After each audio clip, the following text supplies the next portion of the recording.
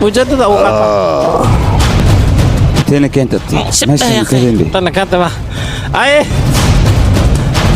والله سلامي كالي بنغلور ayaan nin qatar kaaga keenahay tiro dadka jijibinayo ninkan muxuu yahay abki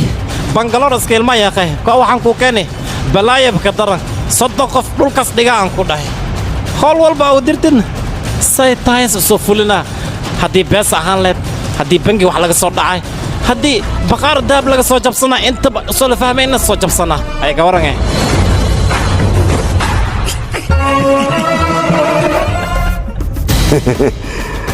adiga cunuga meesha waa ku soo qatashay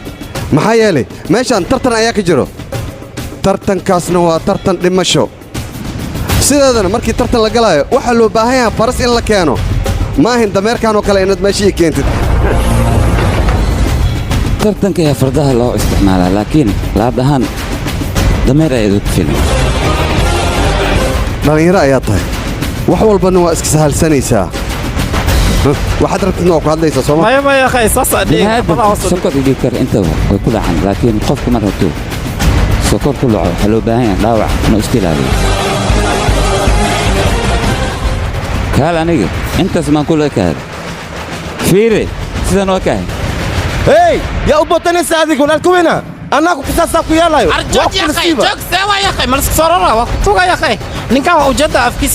axabada ka dhacaysa markuu kalsoono wax walba noo dhiibo dagaalkana dhaaf ya akhay ninka waa ku anfaca oo kale kalsoonada soo dhan maad ku qabtaaday ya aliskayga ma bidin ka daray ku aruuran ku dhaay kuwan gagab ka dhig nasiibkiina qabtiin galaninka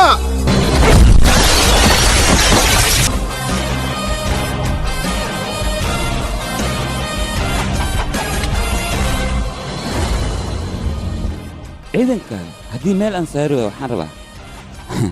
adiga gacantaada inaad igu disho hoo bistooldan qabo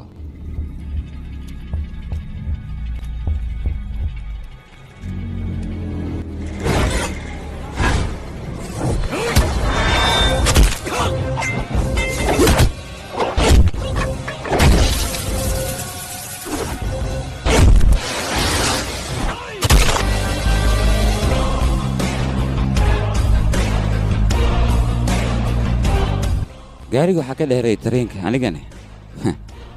tareenka ayaan kasii dheereeyaa